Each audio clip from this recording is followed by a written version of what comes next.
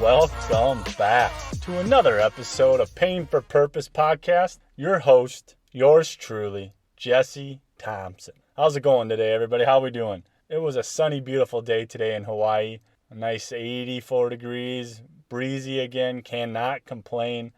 I was outside today a lot at work and just felt the warmth of the sun. Probably got a little bit of sunburn, but it feels good. The sun for me replenishes. That vitamin D really does wonders for myself, and I'm sure you guys have all heard how much vitamin D is good for you. Absorbing the sun, the heat, it calms me. It's something that I need in my life, in my daily life. So yeah, I get plenty of that in Hawaii. Very excited, very thankful for that. But the idea of feeling that warmth, that sun today, just kind of reflected, and there's been a couple other themes in my life this past week about self-care. Man, self-care, to me, that's what it's all about. That's where I get to replenish myself. I get to fill my soul. I get to rejuvenate. I get to have perspective, self-reflection, taking, time out of my day to try to be intentional about what's important to me and where I want to go, right? It's where I do my journaling. It's where I do my meditation. So self-care is so important. Because when you take care of your body, right, there's three parts of it, your mind, your body, and your spirit.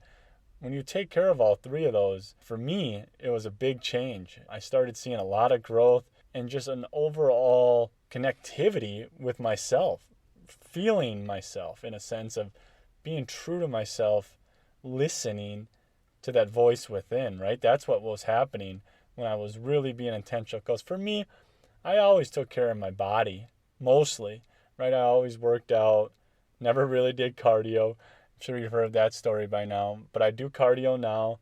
And so I've always been physically fit. That's not a challenge for me. Dieting, nutrition, that was a difficult portion. I usually tend to overeat. That's my weakness, is that I love food so much. I'm usually a second, third, maybe even fourth plate kind of guy, and I like to eat, so I pile it high. So recently I had to dial my nutrition back, really look over it, and how can I be optimal for my energy. And so for me, I do intermittent fasting now. I try not to eat from 6 p.m. until 10 a.m. There's my cheat days, of course, and some days if I have a hard workout or a big run, I'm gonna make some eggs and have a good breakfast. But usually when I made my change, when I adapted or adjusted my nutrition, my diet, I saw a lot of growth there. I saw a lot more energy, saw a lot more focus. But yeah, the body portion for me really wasn't a challenge. Like I said, working out, yoga, cardio, hiking, walking outdoors, swimming, paddleboarding. I like to do anything physical. So that part came easy to me. The other challenging, or I would say the first challenging one for me, was the mind. The mind. I had to tame my mind. It was running everywhere. It was, a couple of years ago when I was at my lowest point, probably, anxiety was ruling my mind, fear, a lot of limiting beliefs. What are other people thinking of me? Comparing myself to others, fear of trying something new, of speaking up, fear of, you name it, really, in a social setting. I had a lot of fear and anxiety, and for me, how I escaped is I did a lot of drinking. But as I got older, with the kids and trying to figure out what my life was all about, right? Trying to find my purpose, trying to find meaning behind it, not just the same old day in and day out activities I caught myself in. I had to really hone in on my mind. And that was when I made the decision to improve myself. I think the first Audible I listened to was a mindset book, and I think it was called Rewiring Your Brain. You want to talk about something that's full force, listen to that book or read a book on mindset shift. But it started opening up my mind to a different perspective, a different thought pattern, thinking positively, not thinking negatively all the time, encouraging myself, envisioning things, challenging my beliefs. Something that I came across right away in it was actually in one of my empowered intuition courses, and the same time with meditation, and actually a book. It was all three kind of simultaneously happening at the same time, is, recognizing those thoughts and those thoughts aren't real. Those thoughts don't come from us. Our mind is a beast of its own, and you can control your mind. Like I said, those thoughts aren't yours. So I recommend picking up a book on that topic. The Seat of the Soul comes to mind for me. The Untethered Soul. I think that one really puts it into perspective. There's a lot of good ones out there, and I'll talk about that on a different podcast, some of my favorite books. Taking care of the mind, meditation. That was a big game changer for me because there was probably 5 years ago somebody told me to try meditation, and I didn't. I was like, I don't have the time. I can't sit still. Who has time for meditation, right? Well, it revisited it in my life. Somebody else came back and asked me to try it. They recommended it would be good for me. They said simple things right away. They said just sit there 5 minutes a day, and even if thoughts come in, recognize them and swoosh them aside, push them aside.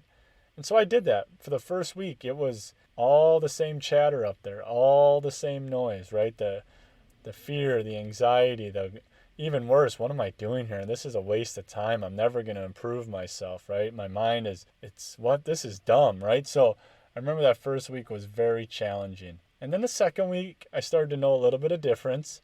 I could sit there longer. I think I got almost to 10 minutes, still thoughts, but it wasn't like I was getting anxious to get up. And then that third week and beyond, it really started happening, right? I would sit there in peace. And I can't tell you the first time that I had a real good meditation, it was just peace. It was quiet. It was stillness within my mind and my body. And I never experienced that before. And that was eye-opening. It was soul-opening and opened my soul. It filled my spirit. I remember I emailed the Empowered, the ladies whose course I was taking. I emailed her and I was like, I had a weightless feeling. I was weightless, but at the same time my body was heavy, but it was effortless and my mind was clear. Like there was nothing in my mind at that moment. I can't really explain it. And she was like, yeah, you were deep. You were practicing meditation. That's what it's about. Yeah, everybody gets different feelings, different meanings, different perspective. But I promise you, once you start meditating and you really just sit there, there's a lot of cool things that you can do. You can envision. You can see how your day is going to go. You can just sit there in the stillness and the quiet. And sometimes that's all people need is just a place and a time to calm your mind. And now throughout the day, I practice meditation, just like a quick minute. I'll close my eyes, do some deep breathing. And it helps me reset. It puts me back into my body. It reminds me that I'm a human being, and it takes away the stress in that moment. So, huge fan of meditation. Fully believe it. I wish I had more time. I need to be intentional about making more time to meditate and find a cool spot. For me, I like to light a candle. I have a couple different spots if I can be outside when I meditate.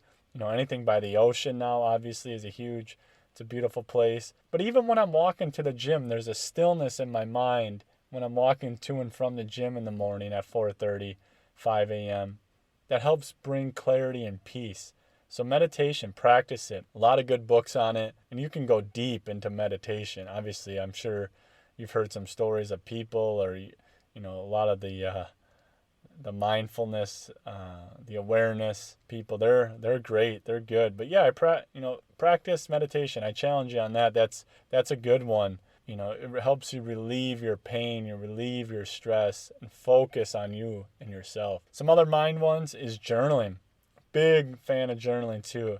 So obviously, like I said, the mind was the biggest challenge for myself. I couldn't get out of my head. And so journaling, what that did is I got my thoughts out of my head onto paper. I use an app and I still write, but I got them out of my head. And that's the whole concept of journaling is once you start journaling, you're getting your thoughts, you're putting them on paper, and you're kind of releasing them, and then you're observing them and acknowledging them and kind of processing them all at the same time. So it's kind of, like I said, there's a lot of things happening. And when you're in that process, sometimes you can get a different perspective. You can see maybe what you're supposed to do next, or you can see maybe what you're not supposed to be doing. You can write your goals out. You can envision things. You can put it on paper. You can write a schedule, your daily schedule, your weekly schedule, journaling. It can be a bunch of different things. You can get creative, write poems, write affirmations, whatever you want to do in that journal. That's yours, that's your space. Get creative with it, but essentially you're taking stuff out of your mind, concepts, good, bad, and ugly, and getting them on paper, and it helps you relieve stress. So big fan of journaling, highly recommend. Just pick up a pen. Same thing for me when I started. Felt kind of goofy. Men don't journal, right? Like that's not what I do, but same thing. Tried it for a week, 2 weeks, was intentional about it, and sure enough, I picked up the habit. Something I really haven't mentioned yet. So when you do all this stuff, right, and you do it consistently, you're building habits. And habits are what really help you grow, because then you're putting systems in place, you're rewiring your brain, you're rewiring your conditioning, and you're building positive habits that are going to help you continuously grow. And that's the biggest thing for me. I still struggle. There's no question. Sometimes I'll fall out of habit and I got to get myself back into it, which isn't as hard as starting. I will admit, starting any new habit takes time, and it takes intentionality, and it takes purpose, and you got to be purpose driven to build that habit. But once you do, it just becomes routine and automatic, and it's beautiful. Make those habits. And the third one, and the one that I want to dive deeper, I'm trying to dive deeper into right now, is spirituality. Mind, body, and spirit. Taking care of your soul. Taking care of who you are, your authentic self. That is something that I wasn't even aware of when I started this personal development journey. That was something, I had something in me. I mean, I guess I was aware, as I've come to find out. But when I first, when I was going to leave my first career there was something in me tugging at me saying, there's more to life than this. There is more to life than what I was currently chasing or what I wanted. And it was tugging at me. It was pulling at me. And eventually it got so loud, I couldn't ignore it anymore. I had to acknowledge it. And I'm like, what in the world? I kept saying, getting the idea, something kept repeating, you're going to do big things. You're going to do something big. This isn't it. And that started to give me hope. So when I really started acknowledging that and feeling that gave me hope. That gave me purpose. I saw light shining through me again, right? It was like, okay. It made me aware. It was like, oh, there's more to life than this? And then I started doing, like I said, I was already doing physical work. Then I started doing mind work, right? Reading books, meditating, journaling. And then I mixed that in with diving deeper into my spirituality, trying to figure out what that voice was, recognizing that voice, doing stuff that was filling my soul with joy and peace, and started doing things that I wanted to do. I was like, man, I can do that. I can say no to that. I can read a book. I can find joy in different perspectives. I can be happy without the things that I'm chasing. Once I started to grasp that concept, my spirit was being filled. And then eventually I went back to church, found God again, and I've been growing that relationship. And so now my spirituality, my spirit is faith driven, right?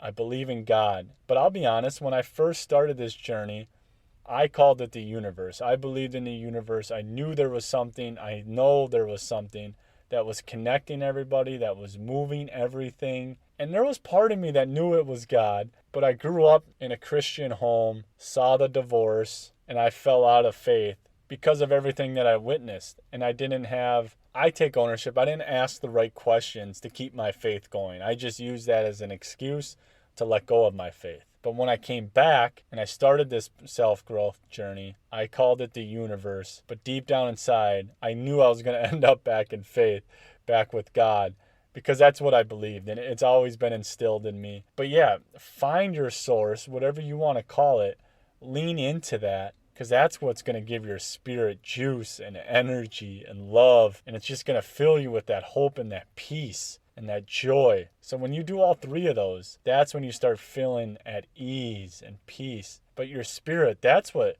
fires you up. That's what lights you up. That's who you are. And that's what I'm learning. And I'm still learning. I'm challenged with it. But I'm finding my spirit, my soul, that's me. I need to listen to that voice inside. I need to chase whatever that is in there that's telling me. It's called intuition, and we can get into that in a different day. But right now, it's just listening to yourself and trusting it. And that was a big concept for me, is I had to let go. I had to let go of control, and I had to trust who I was becoming and who I wanted to become. And that's the spirit. When you can lift your spirit up, that's growth. And you're going to see so much come from that. It's amazing. So, self-care. I love it. I could keep talking on it. But when you take care of your mind, your body, and your spirit, and you make habits, take time every day to at least hit one category. If not all three, I hit all three. I take an hour, hour and a half. That's why I get up at 4 a.m. because I get time for me, my personal time, where I can hit all those categories. And when I get my day started doing a little bit of something or doing a little bit of everything, my day is purpose driven.